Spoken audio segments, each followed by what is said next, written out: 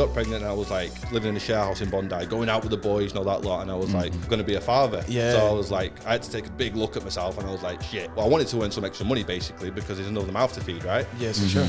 So I built the whole store on an iPhone 7. I got it to a point where it was doing like $1,000 a day, basically, my store. You know, e-com was the one industry that completely boomed in the pandemic. Why? Because everybody was shopping online. Whatever tip you're giving for us right now, people will pay tons of money.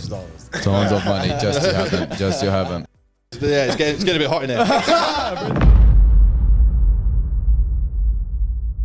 Bit out of my comfort zone, but that's what we do, innit?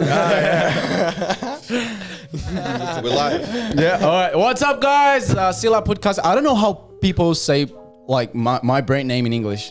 Some people say SeiLá. Some people don't really know how to say it. I've been trying to say your name on Instagram for the past 2 weeks. I don't even know how to say it. I've been saying Marister, something like that. Matthews. Yeah, Matthews. But on your Instagram, I can't pronounce it. So, all right, guys. Before we start, I just want to ask you to please subscribe in our channel and also click the button like. Today's the third podcast in English. And I mean, we quite stressed out about it because I don't really know what we're gonna get out of it. No, I'm kidding. We'll be fine. Here we are with Benn. That's how you say your name, isn't it? Benjamin. That's me. Bro, just introduce yourself. Where are you from? Yeah, so I'm Ben. I'm from Warrington in the UK, but I've been in Sydney now for the past 9 years now. Oh my God. Yeah, 9 years, long 9 years, bro. Oh my God. So you came from England to Australia. What was your intention? So at first it was just like to just come over and see the country and do a bit of traveling and all that lot. But then I started working because I came on a working visa. Everybody can apply for like a 1 year working visa. Did the 1 year, but to get a second year working visa, you've got to do, I don't know if you know about this, it's called regional work. So you actually have to do like 90 days on a farm. Or it has to be something that helps Australia. You know what I mean? Somehow. Yeah. So it's like 90 days. So I did, first I was planting trees on a mine site in Perth. And then I went over to Cairns, and over there I did some pineapple picking. Wow. Jesus Christ. So that thing makes money, doesn't it? Yeah, well, some people make a lot of money with it. So with the regional work, it's two different ways. It's like you can actually do it for how much you pick, like the fruit, how much you pick, then they'll pay you for that, or you get hourly. I got hourly for mine. Oh, really? But when I got to the farm, I'm like, picking pineapples, because in my head I thought pineapples grew on trees. I get there and I'm like, holy shit. Pineapples everywhere. They had to pick all these pineapples for like almost 90 days. I've seen some people who came here to Australia and they started with the work holiday visa, but not on the farm. Why did you start on the farm? So I didn't start on a farm. I did my first year, first working year, but to do a second, you have to do this farm work. So I did that to get my second year, and then when I got to Sydney, I got a job what I got sponsored as. So the company sponsored me to do the job. So I'm doing fire protection work, which is like installing fire protection into buildings and stuff like that. So like on the doors, sort of thing. So when cables run through walls, PVC pipes that run through car parks, you have to do like fire collars and stuff like that. So they sponsored me to do that, and I've been doing that ever since. So yeah. But you said, when we were talking before, you said they changed the company name and you had to change the company to... So what actually happened is, I wanted to get my PR, that was the thing. So I started to work and I thought, you know what, I'll get my permanent residency in Australia. So what happened was I was working for this company, for the first company that sponsored me, for about almost the time where I could apply for my PR. And then when I got to that, what they'd done, they changed the name of the company. So then when I went to apply for my PR, the immigration turned around and was like, well, hold on, we sponsored you under this name. How come you're now trying to get the permanent residency under this new company? So I was like, so the company didn't actually put me under the new company, the new company trading name. So it basically fucked me. Yeah. And I had to go and get, I got a new job with this, doing the same role, but with a new company. And so the new company that I'm at now, I've almost done another 3 years, and with that 3 years I can apply for PR in April if I want to get it. I'm not sure if I'm going to get it yet, but yeah, that's where. But if you apply for it, you need to stay in Australia for few years more. Or what? Well, you get your PR, you can do whatever you want. Basically, you can fly out and come back. No, I mean, but before you get the PR itself, like you need to stay in Australia for 2 extra years, isn't it? Like you apply for a skill visa. Yeah. Isn't it? And then you need to work here for 2 mandatory years? Yeah. So I can apply in April for the PR, and then if I apply in April, I can apply for it, and then I can get it then. But I don't know if I'm going to get it yet. So. Oh my God, but you're living like 9 years in Australia? Yeah, 9 years and still not got the PR.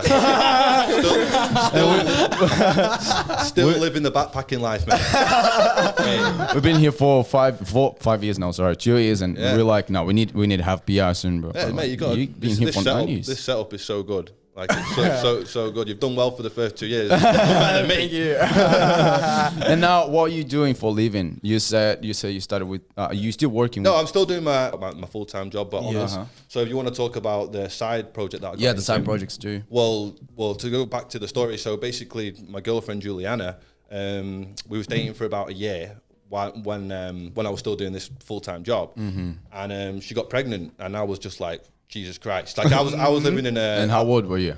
So how old was I? Yeah. So I was 27 at the time. All right. 27, is that right, Juliana? Yeah, 27. So I was 27 at the time. And I was like, so she got pregnant, and I was like living in a share house in Bondi, going out with the boys and all that lot. And I was like, Bondi. And then I was like, going to be a father. Yeah. So I was like, I had to take a big look at myself, and I was like, shit. I need to change something now. I need to get some. I wanted to earn some extra money basically because there's another mouth to feed, right? Yes, for sure. So what I did, I started to browse online, and I was like, how can I make some extra money?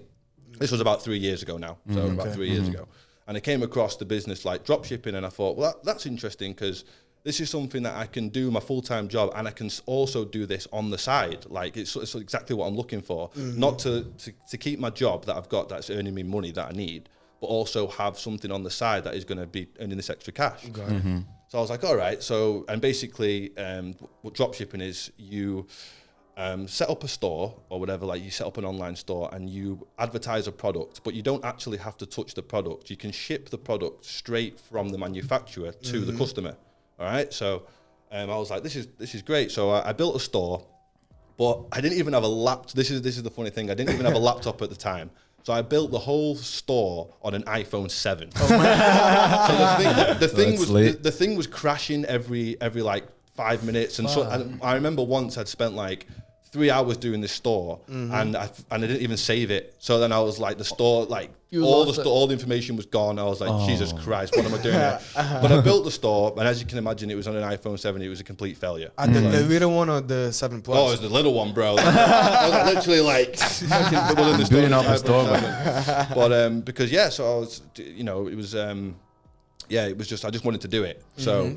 But I built this store, and it was a failure. Basically, I tried to advertise a product, and it wasn't good. So I saved up some money, and I bought myself. Did you spend a lot of money in the beginning with that? No. I just really. not too much. A couple of $100 I spent on advertising, but I just knew like I was looking at the store, and I looked at my own store, and I thought, would I actually buy something from this store? And when I looked at it that way, I was like, no, I wouldn't. So why am I actually trying to advertise to other people? So. Did some more research, completely changed the whole design of my store, bought a laptop, and then it was like, it was night and day. The store was completely different. It was way better. Well, and I remember I was at work, and I did the store. I advertised the product on Facebook, and that's how I do my advertising. I do it through Facebook advertising. There's other platforms, but Facebook is the best. Is probably it's got the most users, and it was the easiest one to get into at the time. Now you've got TikTok, and you've got all these other. Things that you can get into, which TikTok is a good one to get into, and all that. But we're gonna talk about it. We're gonna talk about it. So I was at work, and I did all my ads. They was in review the night before, and then they went live while I was at work. And I'm at work, and I'm just going through my day, just forgot about it, and I just heard this thing on my phone. It was just like cha-ching. I was like, well. So I checked my phone. You have one new order. Oh my God! And I was like, holy shit! Like, so at that moment, I was like, this actually works. Like the system works. This is not something like so. Then it just sort of got bigger from there. I was just I was putting more money into it, but so this was like I got it to a point where it was doing like $1,000 a day, basically my store. But at the time, so we went to England for a holiday, and when we come back, I think it was the pandemic hit. This was like 2 years ago. Obviously, how long was the pandemic ago? 2 years. So it was like 2 years ago. Yeah. So what happened was, all the suppliers through AliExpress and all these manufacturers, the shipping times were completely, they were done because of the coronavirus, right? Yes. So I couldn't get products out to the customers. So like they were taking like almost 3 months to get to the customers. So I had to basically had to shut the store down. So I've been doing it on the side a little bit, but I've not scaled it as much with all this coronavirus that has been going on and stuff like that. So, and I'm not claiming to be an expert in this, by the way. I'm just letting you know that whatever you want to take from it, you can do. And this is like my story sort of thing so far. So it's whatever you know. Yeah.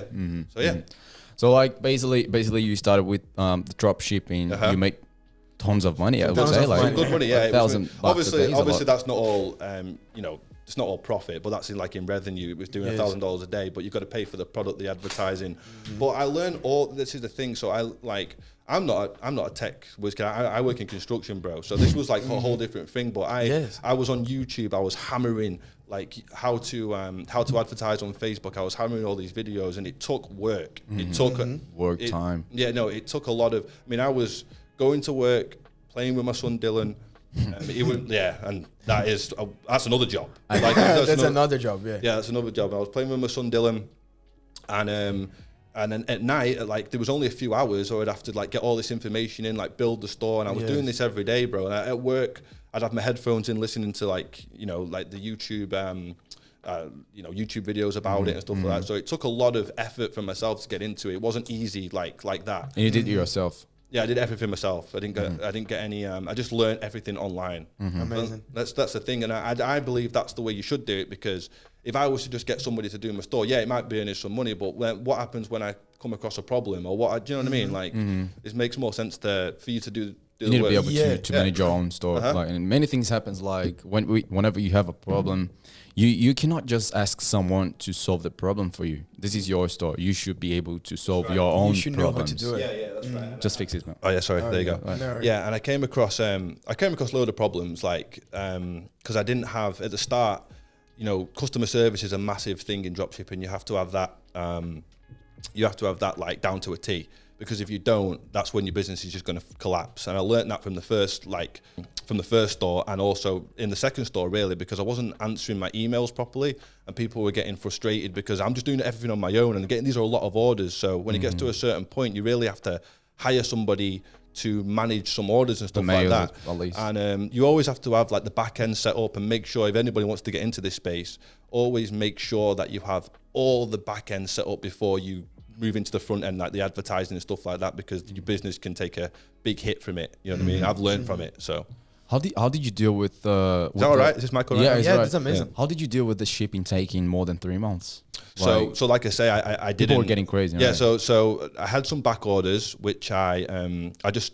Basically, I was truthful to the customers. I told them that, look, this is unfortunate what's happened with the pandemic and stuff like that, but I got the orders out to the people who had paid, and then the rest I just stopped selling. Basically, I stopped advertising, and now I've slowly got back into it. I took a big break from it. Now I'm slowly getting back into it, and it's something that really like I'd want to move into full time. That's what I want to do. Like I want to move in full time, but at the same time, this is just a side project that I'm doing at the moment.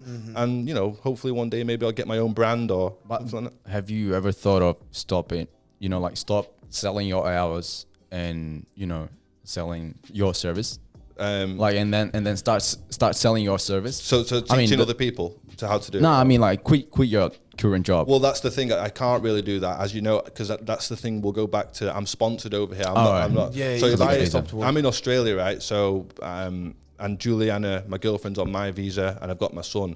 So it's not easy for me. I can't actually just quit my job. I'd have to find another sponsor to sponsor me and keep you here. Yeah, and to stay in Australia. If it was in England, then I could probably say, look, I'm gonna go at this and just quit my job and just go at this like full throttle, like go at it. But I've learned all this in Australia, and at the same time I've not been able to. It's like I'm doing community service for my job. Like I've constantly got to keep working for them until I can either get my PR or I can change my job.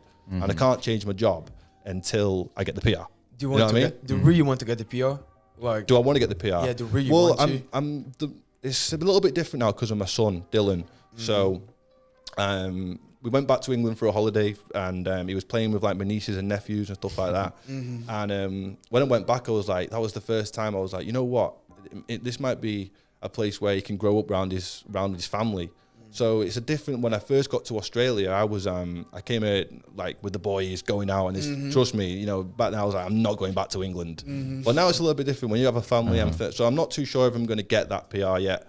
I can apply in April, whether I will or not. We'll see. Bro, like, how did you feel when she told you like I'm pregnant? Wow, Jesus! 1 week later, I was in her mum and dad's house, like. But yeah, it was, you know, it was a crazy time, mate, and we've just sort of just gone with the flow with it. Like at the time, trust me, like at the time, my head sort of fell off at the time with it because I can imagine. You know, in my head, I thought I'm just not ready to be a dad yet. You know, because it was a massive shock for me, and as for Juliana as well. It was a shock for both of us. And but you know, I wouldn't change it for the world now. Basically, I couldn't imagine my life without him now. You know what I mean? So, like how did he change your life? Like, well, what was like the I thing say, you learned I mean, even just stuff like getting into dropshipping, because I wasn't sort of the guy. I was the sort of guy who wasn't really looking into other avenues, and it pushed me. It wanted me to do better. You know what I mean? It wanted me, and at the time I was just like, I didn't really care. Like I was just earning money through a job, and I thought, you know, as long as I'm earning money, as long as I'm all right. But I didn't really have the drive that I've got now. Like I've got more of a, he's pushed me to do things that I never thought I'd do. Basically, you know what I mean? So yeah, I'm grateful for that. Bro, that's great. Lots of people start earning tons of money as soon as they get desperate about something. So you had your son, and then we start with dropshipping stuff. Yeah. And I always tell the boys, when I have my baby, I'm gonna be so fucking rich, bro. I'm gonna get so fucking rich, bro. Well, that's what I thought. Yeah. But you never know what's going to be around the corner, mate. Yeah, exactly. Yeah. Especially now after COVID and you know the stuff. How was for you to have your first product sold? It was just a crazy feeling because, like I said, I was just like, I've proved the system works, and then like all this thing of like, you're working for someone, you need to work and do this. Like, well, I've just learned all this. Like I didn't go to university. So in England we have GCSEs. That's your end of school, like what you get for your test. I didn't even do them because they put me in another class because we were the disruptive ones or the class clowns. Oh my God. So I didn't even get to do that. So I've learned all this, and I'm like, well, hold on.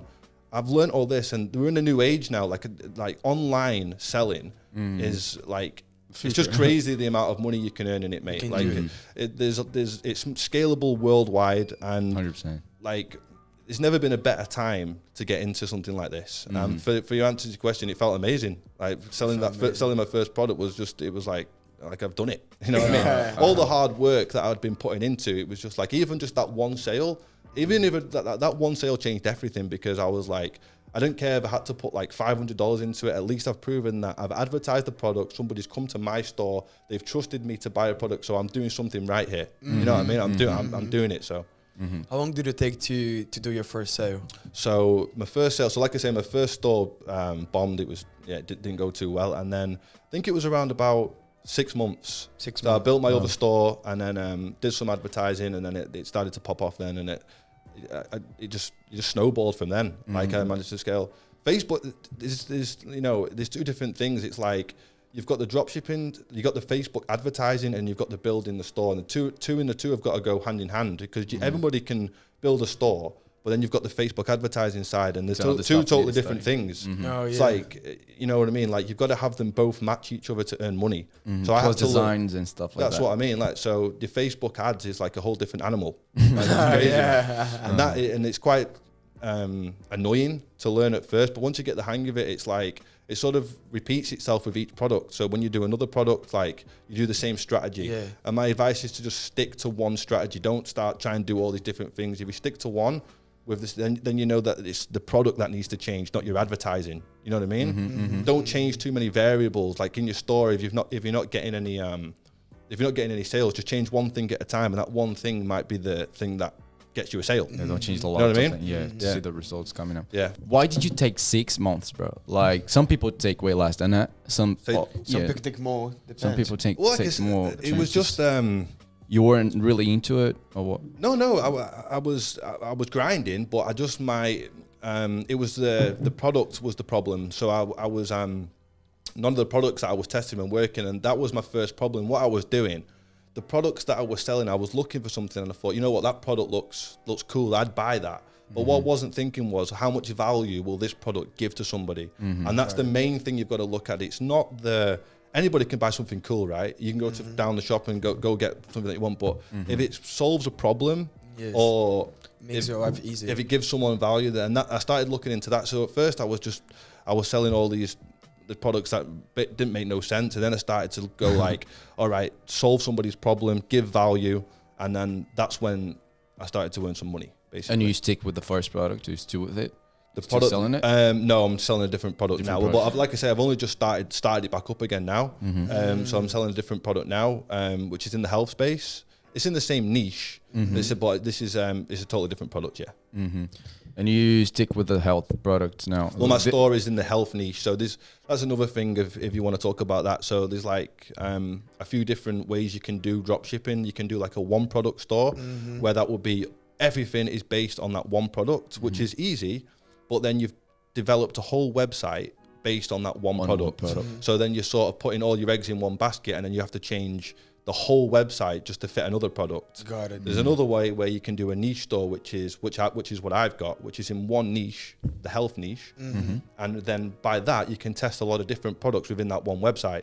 You know what I'm saying? Because if you do the one product, then basically you've got to change the whole website and advertise again. But I can keep advertising to that same website and just change the product over. And then there's a general store, which is basically a store with everything on it. Well, that method is dead now. If you're asking me, like, would I do a general store?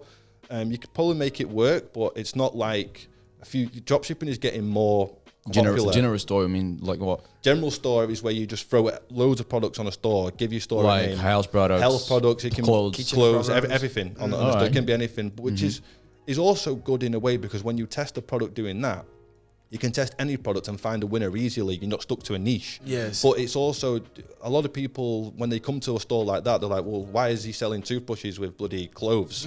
Like, why would I buy? Do you know what I mean? It's like, so it's not really, like, it's a trust thing as well. Yeah, it doesn't really. And the problem is, what's happened is so many people have got into this space now because they think that they can make money quick. They advertise on Facebook, and then people get scammed because they don't ship the products, and it's give dropshipping a bad name. Yes. Because a lot of, like, they just set up websites, a lot of general stores throw a product on there, and a lot of people are catching on to it and won't buy from them stores anymore. So it's moving into an area now where you've literally, which is what I do, it's like branding. You've got to make your store look very brandable, very branded, because that gives you the trust, and people will come back and shop from me. You know what I mean? For sure. Yeah. Do you have like frequent customers, like the same one buying? I have, yeah. That's good. Yeah. So returning customer rate and all that lot. That's all part of it. And that's why you got to make your store and your customer service be on top. You know what I mean? So how do you make sure the customer service is that's like working properly as it should? Yeah, so that's what I mean. So now I just make sure I answer all my emails as quickly as possible, and I have a like the chat on the website. So when people just want to answer me a question, I'm there. It's difficult because remember, this is a side project for me. Yes, I don't have any people. Exactly. I don't have any people working for me or anything like that. So sometimes I'll be at work and I'm having to answer all these questions like firing at me. But I'm just got to make sure that I don't sleep on it, because I know if I sleep on it, then that's just gonna be too late. Yeah, and that's the business will fall. You got to be sharp with it. You got to be on. That's it. You told me like you starting to do this, like in a side job. Yeah. And bro, you think do you think anyone can do it? Like anyone can create one store and start to advertise on Facebook? It depends on how resilient you are, because I came across loads of problems at the start, and I'm just the sort of person who's just like, I can do it. You know what I mean? You give me a task, I'm just going to do it. But there's some people to prove yourself, you can. Yeah, to prove myself. And a lot of people, what happens is they'll do a product and they're like, that one product doesn't work, and then they're just like, this business is shit, it doesn't work. But no, it's not that. It's just because you picked the wrong product, or your website's not done the best. You've got to. This game is all about you learning and not giving up too soon. If you don't give up, then you're just going to be learning every day, and that's what I did. You know what I mean? This is the hard thing about dropshipping, because you need to be the guy who knows how to advertise, the guy who designs the store, guy who finds the products, the guy who talks with the customers. Yeah, lots of things that you need to do on your own. Like that's the thing. You got in charge about 100 things, and like especially when it's your first time doing the thing, you'll be like, "Fuck, where should I start? Where should I go?" What should I do? That's what I mean. I'm alone. That's what I mean. A lot of people, that's when they look for coaches to do it. But that's why I say you can do that. And I mean, I'm happy to help anybody who wants to learn about this space myself. But I still give the advice of try it yourself first, because and then you can look at maybe if you've tried for a few months and you're not getting anywhere with it, or you've been trying for a year and you're still not getting anywhere with it, then maybe look at getting a mentor to teach you a little bit. But at first, just try it yourself, because the more you push yourself and the more you learn, then you'll have a better shot. So have you ever had a mentor? No, I've not had a mentor. No. I just learned everything myself. Which was it was hard, but that's what I wanted to do. I'm pretty sure that 100% of the things you've learned, you won't forget about it. Well, that's it. Yeah, I mean, I watch an ungodly amount of YouTube videos, mate. That's why I love YouTube. About it, like that. I mean, everything's on there to learn. It's just if you're willing to sit down and actually, I've watched the same video about 5 times just until it clicked, because it takes me a while to learn something. But like I said, I don't have any GCSEs. You know what I mean? So it takes me a while for something to go in. But I just, I really love the business model, because you don't want to be dropshipping forever as well. You want to start in that area. And then you want to look at buying inventory and then shipping it out to getting into a warehouse near you, and then shipping it out yourself, because sometimes you can get unreliable supplies from China. Yes. And then it can fuck up your business basically. And then you need to once you start getting a product, my advice is that is doing like 20-30 sales a day, or you're getting quite a few orders through a day, then look at purchasing a bulk amount of that product to a place near you, and then you shipping out, so your customers will be more happy. The product's getting to them faster. For sure. Because remember, you're competing with Amazon these days, bro. So that's the hard thing. But with Amazon, you actually, what I love about Shopify, you're in control. It's like you build your own brand out of nothing. With Amazon, they're in control of it all. You know what I mean? Yes. That's why I love Shopify dropshipping. But lots of people making money with Amazon. Oh yeah, selling. Trust me. Yeah, you need a big stock. You need there's the amount of money to be made in Amazon, in anything to do with online at the moment, with what's going on. Remember, the internet's still young, bro. It's been it's just the beginning of everything. Just the beginning. So there's so much money to be earned out there with it. So have you ever thought, like, what are you gonna do after, I don't know, when is the time to quit dropshipping? Because you can't do it for your entire life. Well, I mean, maybe, but like, I mean, when's the time to quit anything? Like, but do you know what I mean? But when's the time to quit dropping? Is my advice is, I mean, when you're not making any money with it. But it just depends on what you want to do. Like, it's a lot of stress to do it. You're running your own business at the end of the day. Like, and I just say, like, if it's too stressful and it's causing you problems at home and all that, then that's the time to quit, isn't it? It's like if it's causing you too much stress in your life, more problems than things solved. Exactly. then that's a time to hang the laptop up, basically. But until then, carry on going, and you might. I think the best thing on dropshipping is like the freedom that you have. Like you can work from anywhere and like delivering products for worldwide. So I think that is good when you're working from Australia, for example, and selling something from US or Canada. And I think when you move to UK again, you can still do it and still selling for here. Yeah. So that's amazing, bro. Yeah, it's amazing. That's what I mean. So it's just so good that you can do it from anywhere in the world. That's one of the best part about it is, you just go to Starbucks, flick your laptop open and put an ad out. But that's one of the beauties about it. You write your own checks, basically, and that's one of the best things. That's one of the best feelings ever. Have you gone through the tax part of the business? Have you ever did that? I don't want to. I'm not really here to give tax advice to people, because that's the sort of thing that you go to your accountant for. You know what I mean? That's not something. But I can't remember what it is in Australia. But when you're earning a certain amount, then that's have a look at if somebody's watching and they want to think about the tax, just have a look at the tax bracket that you need for a business, and then just speak to a tax agent near you or a tax accountant, because every country has a different every country's laws. different. It's different laws, so just take their advice, because I had not much about tax. I was trying to understand. I was watching some videos yesterday and today about tax and stuff. Yeah, like it's quite complicated, bro. Like, it's not something that I want to learn. You should know. It's complicated, even though I know I'll need to learn. That's something where you should look for help. Not the bro. That's one of the things that you should know how to make more money. Know how to pay. I'm not so clued up with the tax things. So unfortunately, I wish I could be. So like, all right, you found a good product for you, and then you start adding more products to your store. Yes, no. So I just stuck with that product, and then what I did was basically just hailed on the Facebook advertising side then. So as soon as you get something working, all you've got to do then is basically make sure your advertising is on point, right?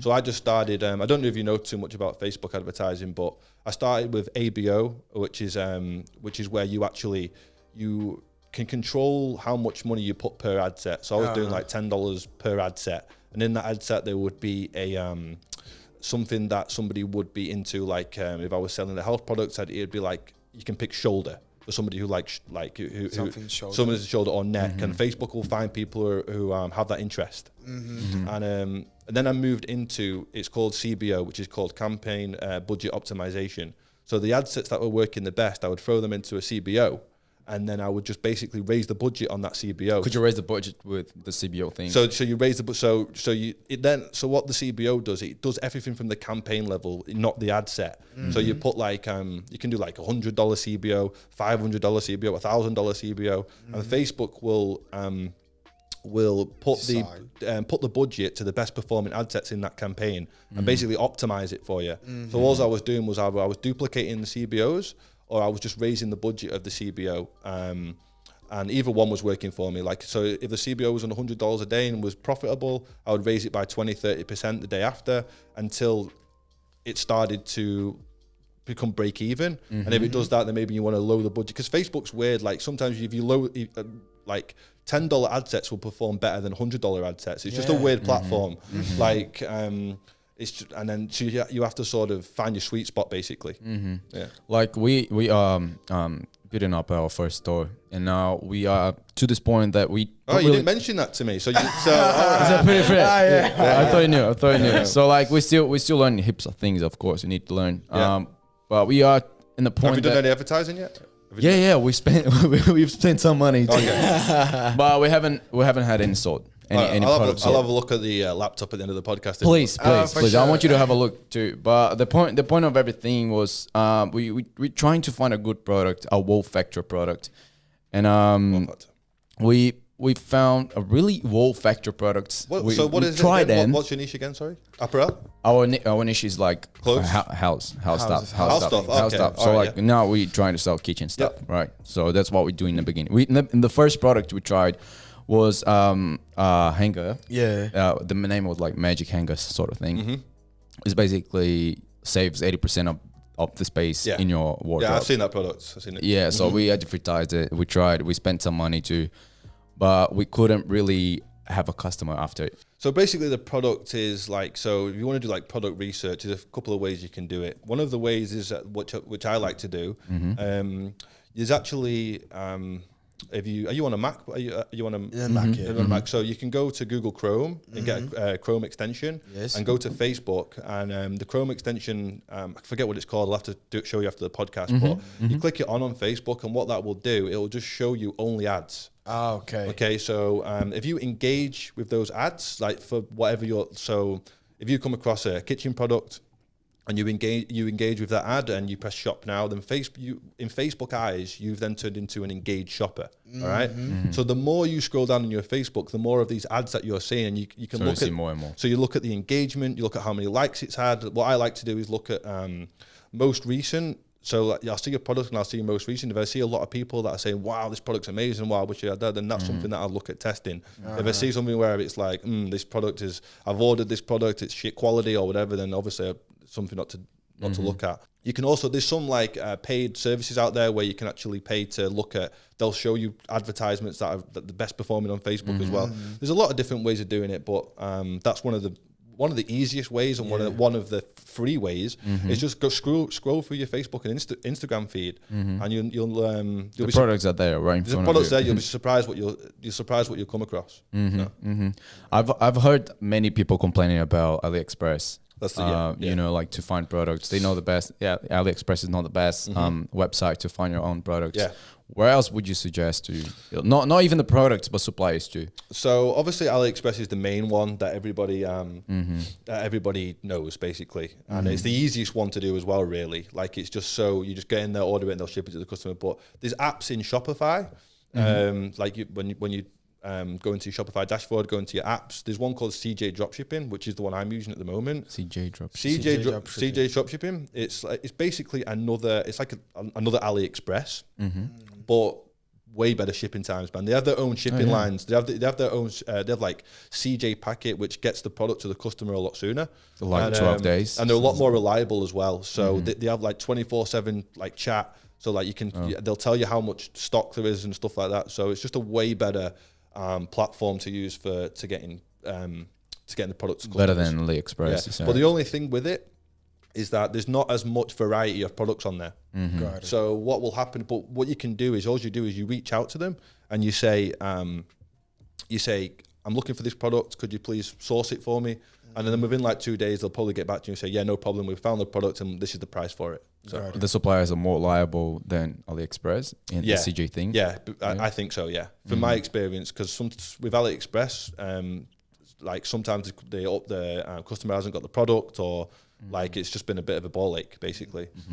But whatever tip you're giving for us right now, people will pay tons of money just to have them. Like, of course, we can find lots of things on YouTube. I thought that's what I was getting at the end of the show, boys. $100. Juliana, you lied to me. What's going on? Everything for free, but so like this is the thing I really like about YouTube, because you can find whatever you want to find. Like, bro, I was learning how to cut a specific haircut style, you know what I mean, on YouTube. Yeah. And Pedro, he looked at me, he was like, bro, YouTube has completely everything you want. Everything you want. YouTube's crazy as well. I was talking about this. It's like they've managed to figure out a way to have the only video platform that anybody uses. If you think about it, there's a lot of social media stuff like that, and there's all these different showing videos every time, and YouTube is like nobody's taking over YouTube anytime soon. No way. I know there's a few out there that are like from when I remember in school, there was like Daily Motion, like there's a few different, but YouTube is just an animal. Like nobody's taking over YouTube, and it's too late now. Yeah, but I've never really got into YouTube ads and stuff like that. That's one thing that a lot of people have got. Which is interesting. So my main stream of income from the dropshipping has been through Facebook. Nothing else. I've not done anything else. What I will say is, from what I've been learning recently, again, is that TikTok is really good at the moment for advertising. Have you thought of started with TikTok? TikTok's amazing. I'm gonna get into it, I think, because I don't know how much you know, but with Facebook you have your CPM, cost per 1,000 impressions, and that's quite high, because a lot of people are the more people advertise on Facebook, the higher your advertising is going to be. But TikTok is not that cheap, bro. No, but what I'm saying is it's the CPM to reach 1,000 people. I've been seeing people getting like $3 CPM compared to a $25 on Facebook. Yeah, for sure. And that can be drastic in your profit margins. Like that makes a big difference. Yeah, it makes a big difference. TikTok, you have to have a specific product for TikTok, really, because it's a bit of a younger platform, right? Yes. So like some of the health products that I sell wouldn't really work too good on TikTok, because there's not really that many old, because a lot of my customers are depends elderly, on the niche. But a bit not elderly, but like 30 plus. And TikTok is and I'm not saying everybody, but there's a bit of a young platform, right? Yeah, sure. 15, 30. 15, 20, yeah. So it just depends on what products and what it's going to do for that age range, you know what I mean? Hey guys, before we go into it, let's do a quick sponsor break. of the day. Let's do a break. Just a quick break. Break. Yeah, pee break. All right. Is this mic in the right spot? Like, have I got it in the right? Yeah, as long as your voice is clear. You know what I mean? It's not the right I'm spot. a newbie. I'm a newbie. We just started, right? We were talking about the podcasts you guys like listening to. Do you know Impulsive? Yeah, I do. Yeah. Impulsive. Yeah. This is a podcast. Are you watching the Jake Paul fight on Sunday? You're gonna be watching that? Where you went to? Impulsive. So it's obviously that's. Yeah, this guy he made a lot of money with the fight. Was UFC? What was the fight? I don't know which fight. So Jake Paul, obviously, he was a YouTuber, right? So it's Logan Paul's brother, but he's only had like 3 fights, and now he's fighting this Tyron Woodley, which has been like one of the best. How old is this guy, bro? Tyron Woodley. No. Jake Paul. Yeah. I think he's like 24, 20 something like that. He's pretty young. To be honest with you, it's a really interesting fight to watch. Because like Tyron Woodley is like this welterweight one of the best welterweights to ever do it in the UFC, and he's fighting like this YouTuber Jake Paul. He's only had 3 fights, so if he gets beat by Jake Paul, it's pretty embarrassing for him. Yeah, but sure. at the same time, it's just like Jake Paul is actually the favorite to win that fight, which is so crazy considering the resume that Tyron Woodley has. But yeah, he means a lot of money because he knows how to mark the fight. To be honest, that's what he's just been trolling everybody. Jake Paul, like he's just doing what works for him, basically. You know what I mean? How much did he make with the pay-per-view? Bro, I think I don't know. the last fight, I think, was something $100 million. No, Yeah. I think that was Logan Paul versus Mayweather. This is Jake Paul. So got it. because Logan Paul fought Mayweather for a lot of money, but so I don't know like what figures they make, but they're obviously doing well for themselves. More than enough. It's got really inspired me with the podcast, the way they deal with people, the way they way they deal with the conversation, everything. Yeah, it's like more of like just a chill out, just like having a laugh environment. Exactly. The podcast, isn't it? Right, and in the environment, the table is like a proper one for a podcast. Our table is like, all right, it's okay, but for 3 people. Yeah. If we have 4 people, it's like That is a mess. You see, everything starts getting messed up. Yeah. The cameras shows in the video. It's just not really. That's why you've been left out, Juliana. And bro, how did you meet Juliana, by the way? It was a house party in sorry. Forgot. First, Look at me, bro. Hold on. It's getting a bit hot in here. Breathe a little bit. So now we met. It was at the Coogee Pavilion, which is a bar in Coogee, and then we went back to a house party and exchanged numbers, and then from there we was basically together all the time. After that, we went out on another date to the same place again, which was the Coogee Pav, and then we just went from there. Juliana, she's like big grumpy, and you are different from her. Oh you know what I mean? Oh, you've not seen anything yet. You sleep on the couch every night. Yeah, living with it's such different cultures as well. Like Brazilian living. I can imagine. But it's funny because I posted a Facebook just this was before I met Juliana the year before, saying all I want for Christmas this year is a hot Brazilian, and then one turned up. Something like that, something stupid, but she didn't like it. So then Juliana popped up. So I don't know how for you, but I was dating an Australian before, and she taught me a lot of English too. But I don't know, Juliana, she knew English before you, didn't she? Yeah, she did. But I remember when we went out on the date to the pavilion, she was like, "Speak slowly." Here we go. And I just can talk forever. So. And how was for you to understand her accent in the beginning? Yeah, it was pretty fine. All right, yeah. I don't think she understood half of what I was saying though. Just going along with it, like, yeah. What the fuck is this guy talking about? Because your accent is quite different from any other British accent I've ever heard. I'm from Warrington, so it's like it's in between Manchester and Liverpool in the UK. So like it's weird because 20 minutes down the road you've got Manchester, which is like more the accent that I have, but then another 20 minutes down the road you've got Liverpool. It's like, all right, mate, how's he fucking going? You know what I mean? Yeah, exactly. It's crazy when you're in Australia because Australia is massive and everybody speaks the same, right? But in England, all these different, half an hour here, half an hour there, half an hour there, everybody's got a different accent.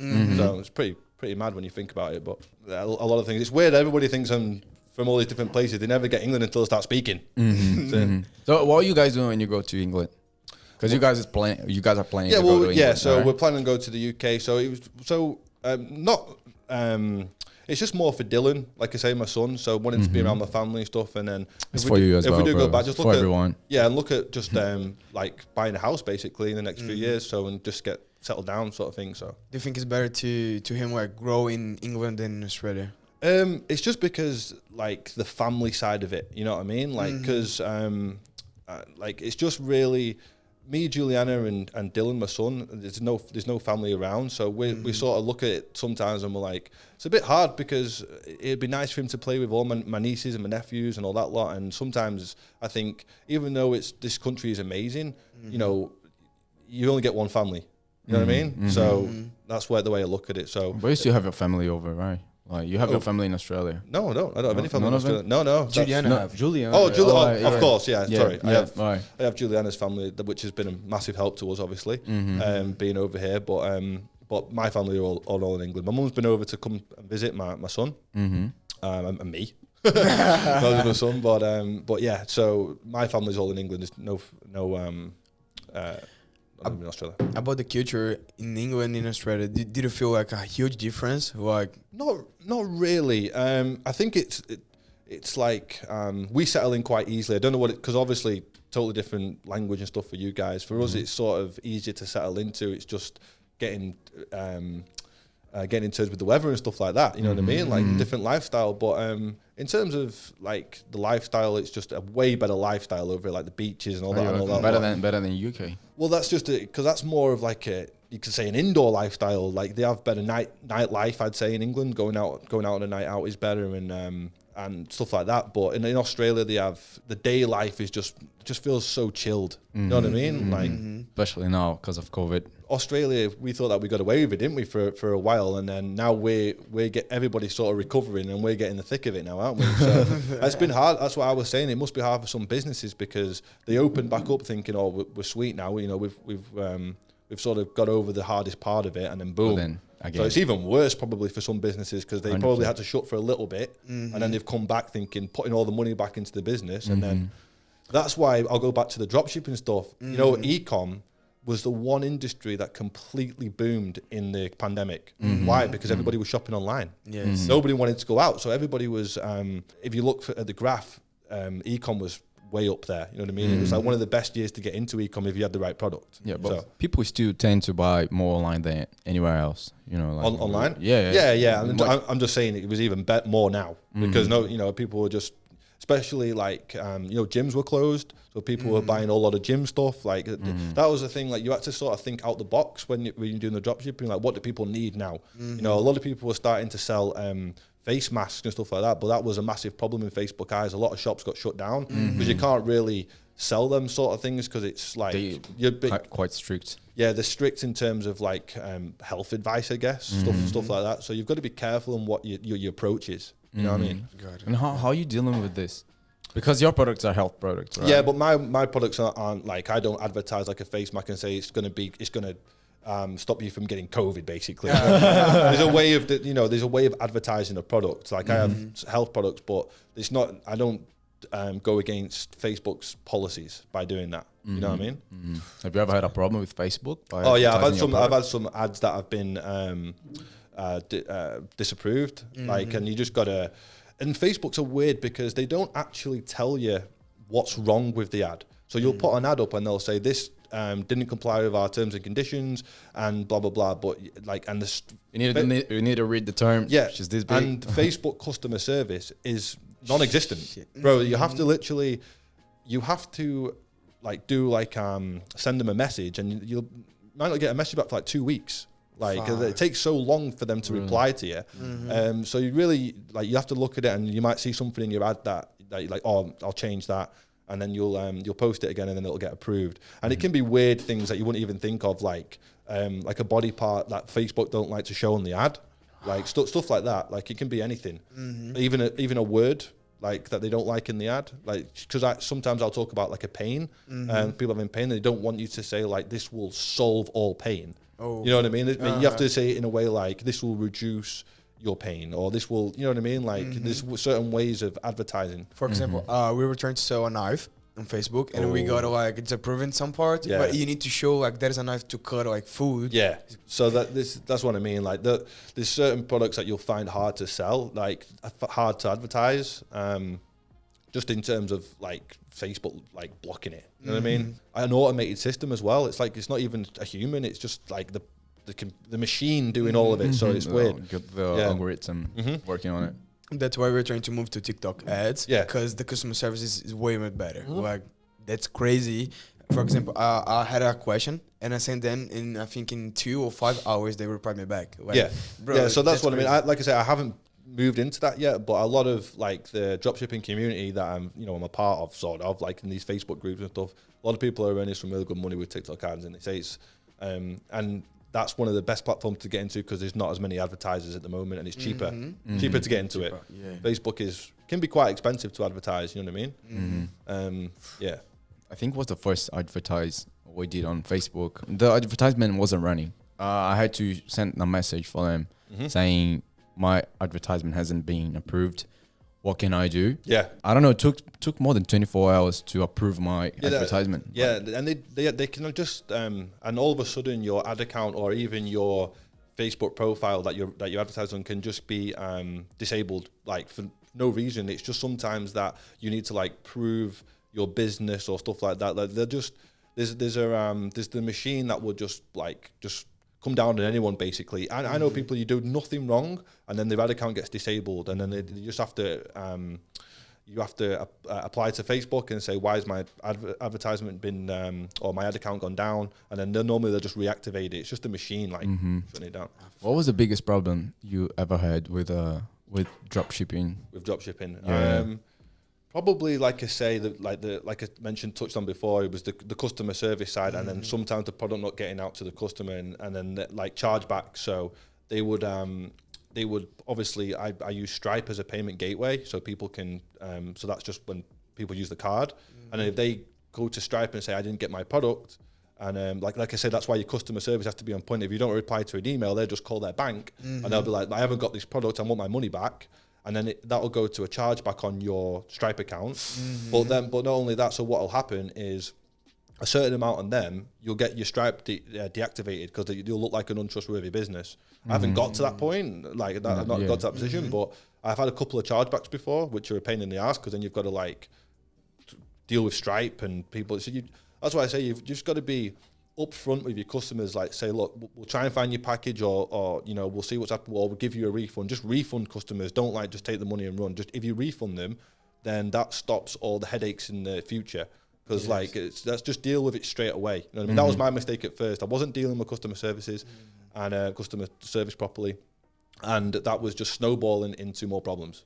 You know what I mean? So that's just for the future, you guys. Like if you're gonna just more business, just make sure all that is set. You know what I mean? Like, and if there's a couple of you, it's a bit more easier because then you can sort of manage the emails between you or whatever. I don't know. I like the challenge of dropshipping stuff, but sometimes it's a big headache, bro. And I just don't want to go through the biggest headache. Of course, it's not easy. It's not an easy thing to get into. Like it's like you've got to be, like I said before, you've got to be resilient. You've got to be willing to put the work in to do it. If it was easy, why wouldn't everybody be dropshipping? For sure, because it's such a good way to make money. Nobody would have to work again, right? But it's not easy because you have to learn how to play the game. You know what I mean? You can create a real brand where you can start like selling something. You just get a winning product, then you become like a brand after some right. sales. I mean, that's what so obviously it was, I think it was like I said 3 years ago when I started. I can't remember the date, but around 3 years ago. And I literally watched some of these people just getting into dropshipping, and I was seeing their ads, and they had either a general store or one product store. And then they completely dominated that one product, turned it into a brand, and now they're a multi-million company. And that's the thing with it, because there's an opportunity there for anybody really, if they put the work in, to create their own brand. It can be done in a matter of months, right? If you get a good product, put the work in, you get it sent to you in inventory, you stick your logo on it, label on it, get some people to do some reviews and stuff like that, and then the word gets out. All of a sudden, you've got like a brand that's worth thousands of dollars, millions of dollars with your own product. Your product, which you built, which must feel. I've not got to the stage where I've branded my own stuff yet, but that's something that I'd like to look into, and that maybe the feeling England, that you would get from that is amazing. You know what I mean? When you go to UK, maybe you'll find a product to be your own product. When I go to the UK, like it might be something that I dive into full time now. Right, like I say, it's something I'm still doing on the side. I don't want to quit. I can't. Like I mentioned in a minute, but in the future, like from what I've learned so far, I do feel like it's something that I could do something full time, no problem now.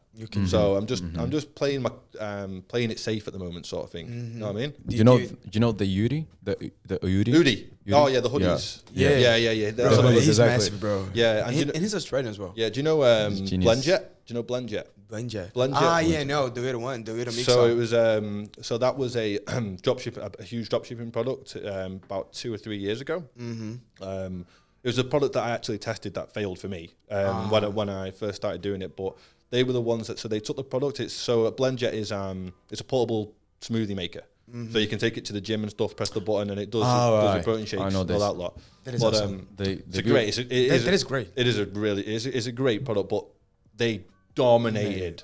And I mean, like, they completely, they was like, we are on this and we are just going to take over. Now, for you to sell that now, you're going against, it's like anything, right? You brand it out, you're not going to go against Apple, right? You're going to buy from Apple. You're not going to go buy another phone, whatever.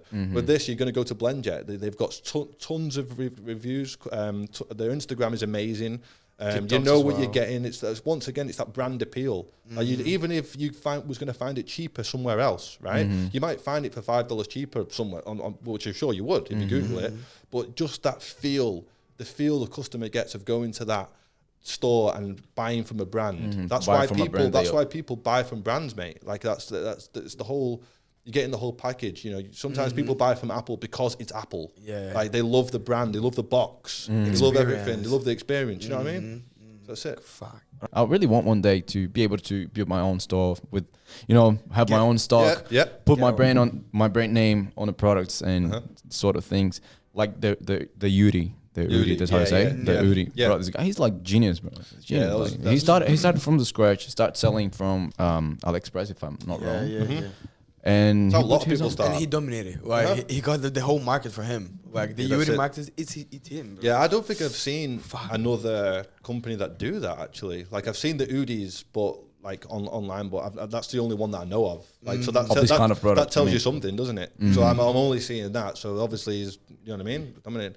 But I'm sure there's other stores selling it, but they can't compete. But the point is, like wherever you go, Instagram, TikTok, you will always see their brand.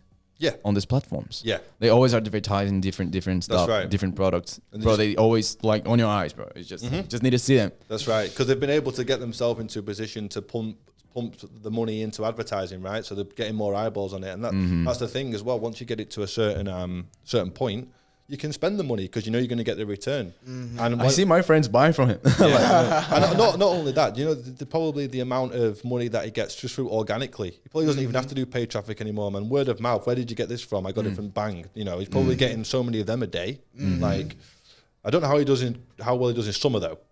With one of those how things. Does he what? I don't know how well he does in summer with one of those, with the Udi though. It's red hot here, right? But he's still selling. Yeah, he's still sell to other countries though anyway. So. Because such Europe, I don't know. Yeah, you wouldn't want to be wearing that bloody summer here, would you? Well, I don't know. His product looks really comfy and gives the wow factor that we're looking for. Yeah, we're really doing him a favor here on this podcast. I hope he's going to be paying us some money. This is the point. Like, how can you find a product like that and stick with it and build your own brand with that? Got to have the bit of a vision as well, haven't you? Sometimes you can look at a product and you'd be like, and I think people a lot of the times just get it straight away. Like they'll see a product and they just look and they have an idea of how to just brand it better than anybody else. And that's one of the things where if you look at if you're looking through some products and you like through AliExpress or whatever, and you see a product and you see that it's not really been advertised that much and it looks like it's got a wow factor, it solves a problem, just have a think outside the box and think, how well could I brand this product? What influencer would take this product on? And slowly but surely you're building yourself a brand. You know what I mean? So it's just a big challenge every time. Like you find a product, all right, it's a wow factor. All right, I'm gonna try it. And we did try lots of wow factor products and haven't worked yet. Yeah. Like, so we're trying to, there's a lot of things involved with it. Exactly. There's so much things. Even the way it's not just the product. Yeah.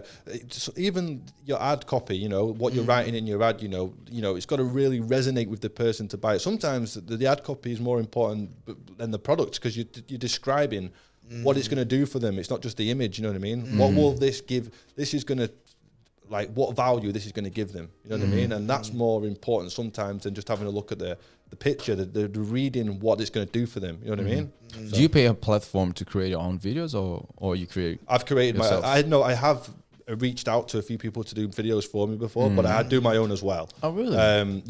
But so, bro, you can just go on Fiverr to get videos. If you get yourself a product and you're not really have the time or you're not really clued up on how to do ads, Fiverr's a great place. You can get some for cheap. Or I believe it or not, I've just used InShot on InShot to do it. And bro, some of my ads I've actually, not the iPhone 7, but I have actually used ads through my do it on my phone. I found it easier to do it through my phone on my good iPhone now, doing it through that than on my laptop. Sometimes it's easier to edit and manage, but not all the time, just for certain things.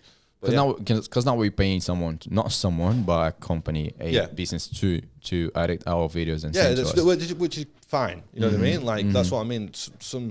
That might be the difference in making money and not making money. Like doing that, you might find now that it's not the product, it's the ad.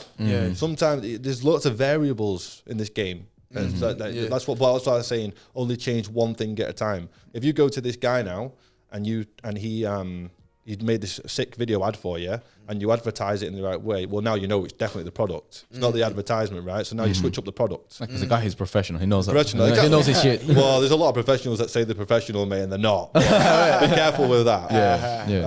But yeah. I don't know. He knows that they know the copyright thing. They put everything right. So I know the video isn't an issue for us. So we're trying to understand. Is the website, is the copy is not properly wrote. But we're just spending money. The more we spend, the more we learn. We're gonna keep doing it. That's it, mate. Yeah, you just gotta just keep at it, and then if you get to a point where, like I told you before, if it's stressing you out and the negatives are outweighing the benefits, then maybe look at dropping it for a while and picking it up a bit later when you're a bit more comfortable to do it.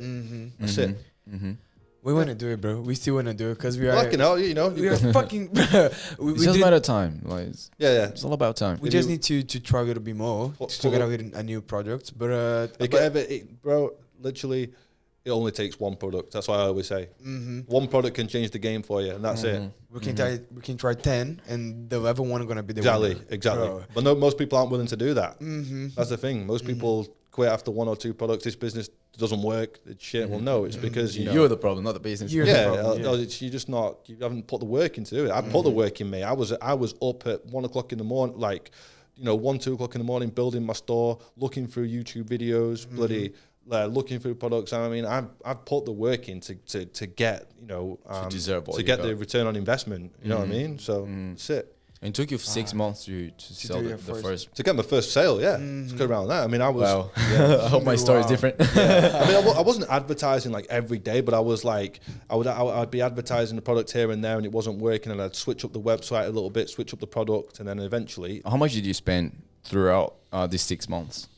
With advertising and everything, Probably, I think before I got my first sale, I probably spent at least about $1,000 to $1,500 before I got my first sale. I think that's including paying for Shopify, advertising, and all that lot. But then after when that was kicking off, my first product, I made that back in the first month. You know what I mean? So it's like at first it looks like you're throwing money down the toilet, and it does feel like that. It's like, fuck, this is, is this ever going to work? You do have those sort of thoughts, but you just got to be like, no, fuck it. If this is going to work, I'm going to go all in, and I'm just going to do it. And if it takes me $10,000 to do it, I'll do it, and then I'm just going to do it until it works. That's it. You got to have that mindset approach to it. Otherwise, you're just going to fail. I really liked the thing you said about changing one thing in the store and then see how it works, see what happens afterwards. That's right, because you're never going to know what the problem is if you're changing too many things. That's it. You're never going to know. Because you'd be like, fuck, I've changed. Same with your ads, bro. Like, only change one thing in the ad. So, like, if you got a sale here and there, like with the product through Facebook advertising, but your ad isn't really doing as well as it could, then, just duplicate the ad and then switch up the ad copy. Just change that one thing, change up the writing, not the image, not the video. If that doesn't work, then keep the writing and change the video. And then all of a sudden you'll say, okay, this is resonating with the people now. You know what I mean? That's it. All right, so you spent quite a lot of money. Yeah. I mean, it's what we were expecting to spend. Because I tested about at least 10 products before. Wow. Was one product store? Or general? No, it was the niche store. It was my niche store. You mean when I was testing products? So it was on a niche store. I was testing the products through a niche store, and then when I got my winning product, I just changed it into that one product store, and then one product store. But now it's just based around that niche now. So because like I say, I'm only picking it up again now since the pandemic. So you got to the point of making $1,000 a day. I remember I did the $1,000 a day mark, which was sick. But this was, but as I got to that mark, that was the time when everything started to collapse. You know what I mean? That it was. So it's when you started making more money. So that's when I went for in England for a holiday, come back, and when I come back, everybody was talking about this virus in China. And before, remember, it was all over there before it was anywhere else. But that's where that's where I was getting my products from. And all the suppliers were just not sending out products. Everything had completely stopped over there. So before it even came to over here and people started to realize what was happening over there, things was stopping months before. You know what I mean? It's for the e-com. So yeah. You almost broke because of China, bro. You almost broke. Yeah.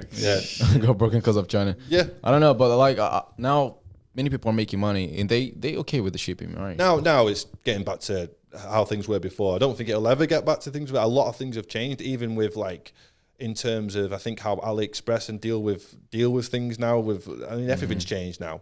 You've just got to find a way to adapt or just speak to your suppliers as well. Have a healthy relationship with whoever sending that product. How much of this product do you have before you start scaling the product? You know. Do you talk with your suppliers that often? I do, like I say, I haven't spoke to them. Once again, I've only just started up again. But when I was doing it, I was in contact with my supplier all the time. Because what I did, I got an agent to start shipping out my products. That's somebody who you just reach out directly, like somebody in China, and he's basically just your manager. So you don't have to deal with like going through CJ dropshipping or any of these other. Oh wow, they solved the problem. So like you just pay them through so I was paying him through PayPal, and he would just do all my orders on my store for me, like just manage all my orders, and then he'd ship them out. He would get them shipped. What do you mean by managing your orders? So I normally do all my orders and then send them to on CJ dropship, and I'll have to do put my orders in and keep doing it myself, and get CJ to send them to the customers. But with this agent, he just sees my orders and does everything. I don't have to touch it. All the thing I need to do is manage my ads. So he'll just do it. If we have 20 orders a day, he'll just go into the Shopify dashboard, fulfill all those orders, and then I can just concentrate on advertising. All right, so you have less work to do. Less work. Yeah. All right, and do you know how much you usually pay them?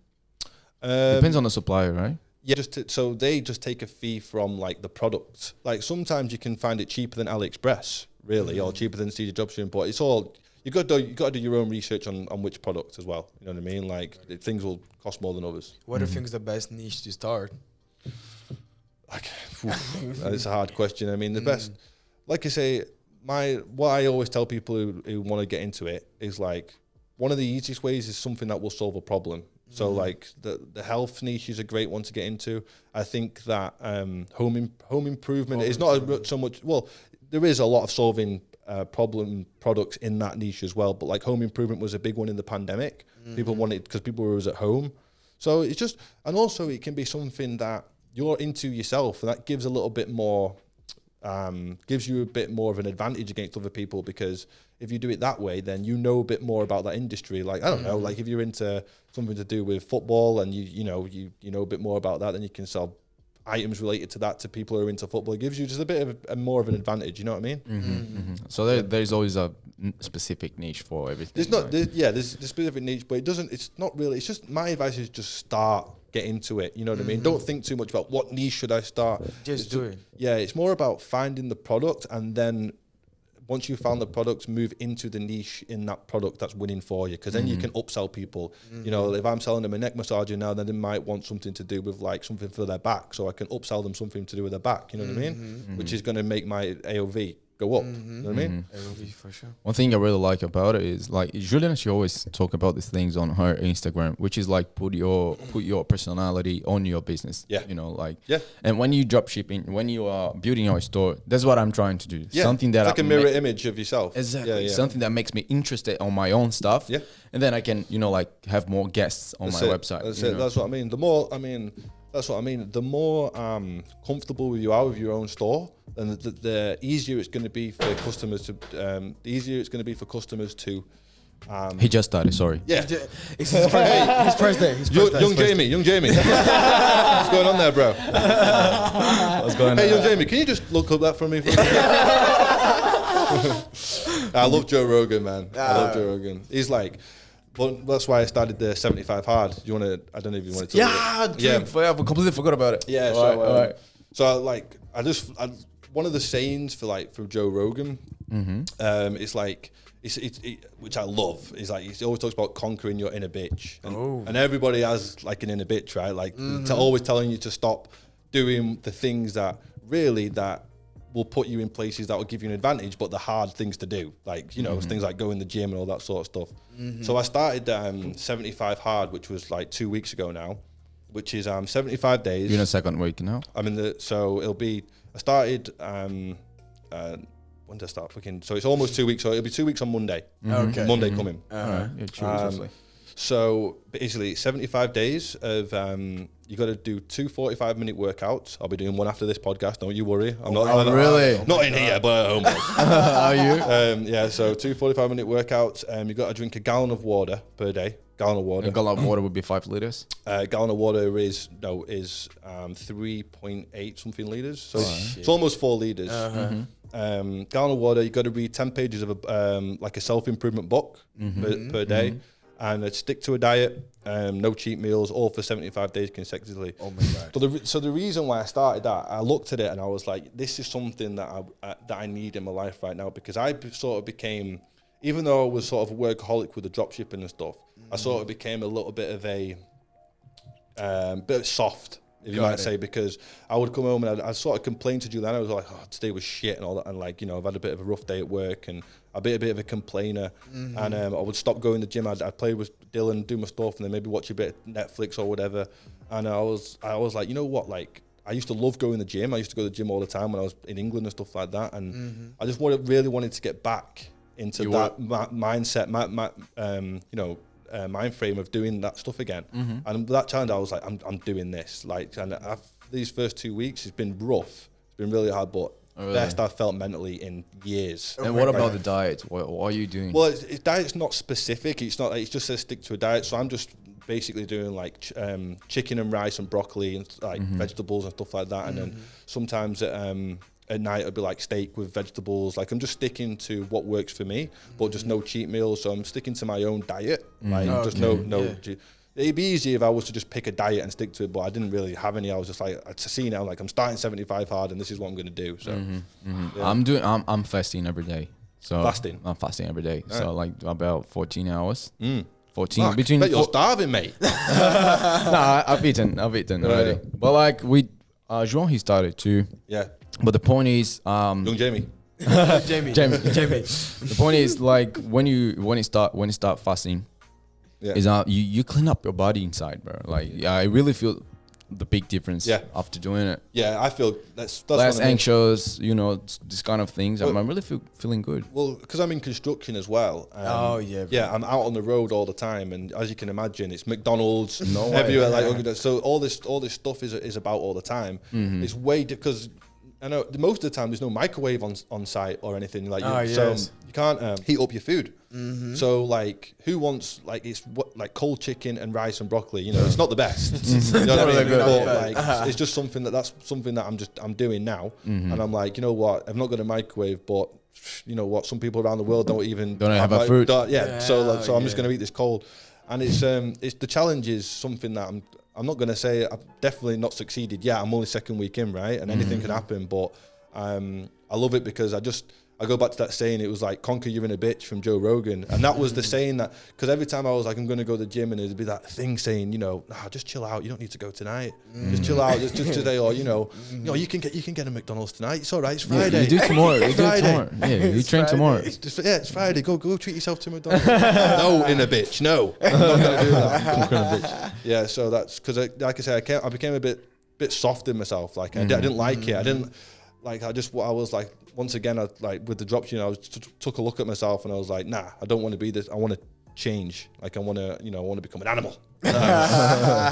Well, where is the point you want to get into? Like, you want to get into the point you are like big bodybuilder. Do you know what that is?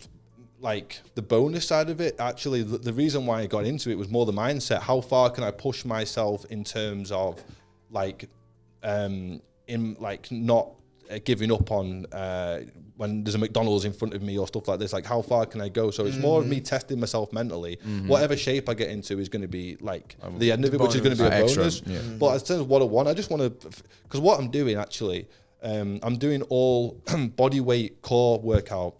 And I used to go to the gym. I just used to just go in the gym, whack some weights and go home. So my core was completely shit. Well, like really bad. Like, so I've been doing all like planks exercises and all stuff to strengthen my core. And I've noticed even in this past 2 weeks, I've had major back problems, mate, over the past 9 years in construction. Yeah, basically, yeah. What am I doing?